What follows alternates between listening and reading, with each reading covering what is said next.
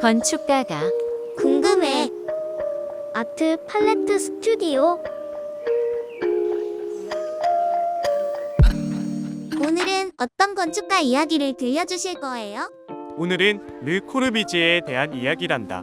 근데 건축의 아버지라고 불리지. 맞아.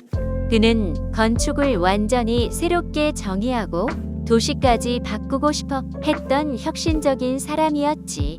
오, 뭔가 엄청난 이야기들이 숨어 있을 것 같아요. 그럼 시작해볼까? 르 코르비지에는 단순한 건축가가 아니라 철학자이자 예술가이기도 했어. 그가 남긴 건축물은 오늘날 우리가 사는 도시와 아파트에 큰 영향을 줬단다. 설마 우리가 사는 집도 르 코르비지에의 영향을 받은 건가요? 바로 그거야. 자, 그럼 그의 대표작 중 하나인 빌라 사보아 이야기부터 시작해볼까?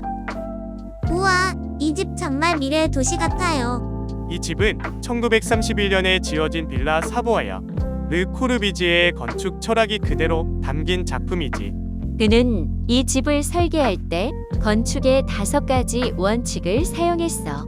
5가지 원칙이요? 첫 번째는 필로티아. 집을 기둥으로 띄워서 1층 공간을 자유롭게 쓰는 거야. 두 번째는 옥상 정원이야. 옥상을 활용해서 자연을 더 가까이 두는 것. 세 번째는 자유로운 평면이야.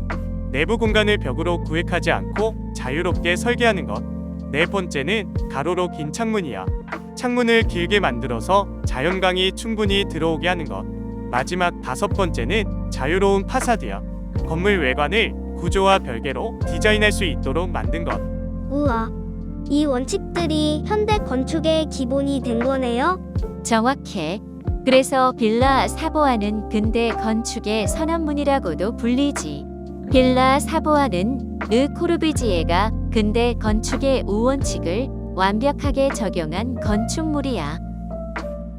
이 집을 보면 정말 특이한 점이 많단다. 어떤 점이요? 우선 바닥을 보면 건물이 기둥 위에 떠 있는 것처럼 보이지. 이게 바로 필로티 구조야. 덕분에 1층을 주차장이나 정원처럼 활용할 수 있어. 우와, 그러면 집이 공중에 떠 있는 것처럼 보이네요. 그렇지. 그리고 이 집은 내부도 특이해. 보통 집들은 방마다 벽이 있어서 구획이 정해져 있잖아. 그런데 빌라 사보아는 자유로운 평면 덕분에 공간을 마음대로 배치할 수 있어. 근데 엄마, 이 집은 너무 네모네모하고 차가운 느낌이 들어요. 사람들이 정말 여기서 살았어요? 좋은 질문이야. 사실 빌라 사보아는 당시 사람들에게 너무 미래적인 디자인이었어. 그래서 처음에는 가족들이 불편함을 느끼기도 했지. 하지만 현대 건축에서는 이 집을 근대 건축의 선언이라고 부를 정도로 중요한 작품이야. 그럼 이 집에도 신비로운 이야기가 있나요? 빌라 사보아에는 전설처럼 내려오는 이야기가 하나 있지. 밤이 되면 이 집의 유리창을 통해 미묘한 그림자가 보인다는 거야. 사람들은 그것을 르 코르비지에가 건축을 완벽하게 만들기 위해 집을 떠나지 않고 지켜보는 건축가의 영혼이라고 부르지. 무서운데요? 하하, 그냥 전설일 뿐이야. 하지만 이 집이 현대 건축에 미친 영향은 진짜란다. 유니테의 다비타시옹? 이건 어떤 건물이었나요? 이건 1952년 프랑스 마르세유에 지어진 대규모 공동주택이야.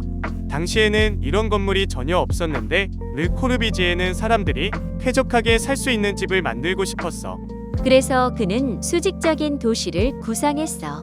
하나의 건물 안에 집, 상점, 학교, 체육시설, 옥상 정원까지 넣은 거야. 와, 완전 미니 도시 같아요. 맞아. 그 덕분에 유니테 다비타시옹은 오늘날 아파트와 주상복합 건물의 원형이 되었지. 그리고 그의 건축 철학을 바탕으로 한 또 다른 유명한 건물이 있어. 바로 롱샹 성당이야.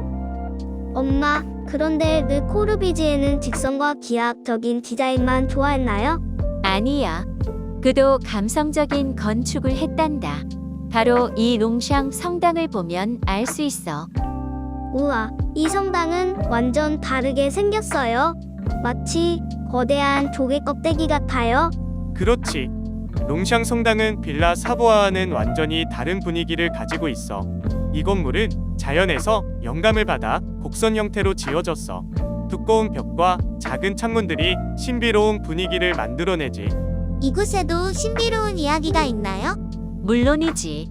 이 성당은 원래 폐허가 된 옛 성당 자리 위에 지어졌어. 전설에 따르면 이곳에서는 옛날에 성모 마리아가 나타났다는 이야기가 전해져 내려온대. 그래서 르 코르비지에는 이곳을 특별한 빛의 공간으로 만들고 싶었지. 빛의 공간이요? 응. 이 성당의 벽을 보면 작은 창문들이 여기저기 뚫려 있어.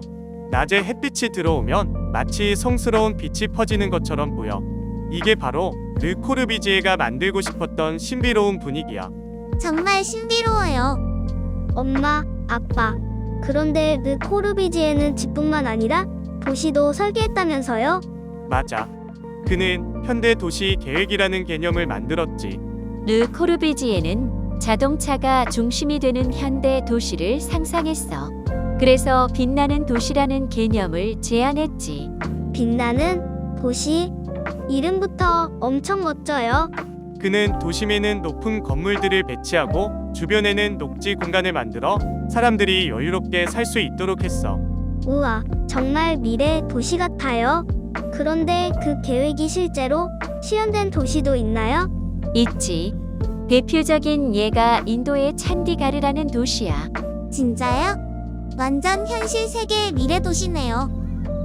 엄마, 그런데 르코르비지에에 대한 미스터리한 이야기도 있나요? 그럼 르 코르비지에는 평생 바다를 사랑했는데 결국 바다에서 생을 마감했어. 무슨 일이 있었던 거예요? 1965년 77세의 르 코르비지에는 프랑스 남부에서 해수욕을 하다가 심장마비로 세상을 떠났어. 그런데 그날따라 평소보다 더 멀리 수영을 나갔다고 해. 혹시 어떤 신비한 기운이 그를 부른 걸까요? 그래서 사람들은 그가 바다에서 어떤 깨달음을 얻었거나 바다가 그의 마지막 안식처가 된 거라고 말하기도 해. 으아, 뭔가 운명적인 이야기 같아요. 그럼 르 코르비지에는 오늘날 어떤 영향을 남겼나요? 그가 만든 아파트 개념은 지금도 전 세계에서 사용되고 있어. 특히 유니테 다비타시옹이라는 공동주택 모델은 현대 아파트의 기초가 되었지. 또한 그의 도시는 현대 도시 계획의 원형이 되었고 많은 건축가들이 그의 영향을 받았단다. 와, 정말 대단해요. 그렇지.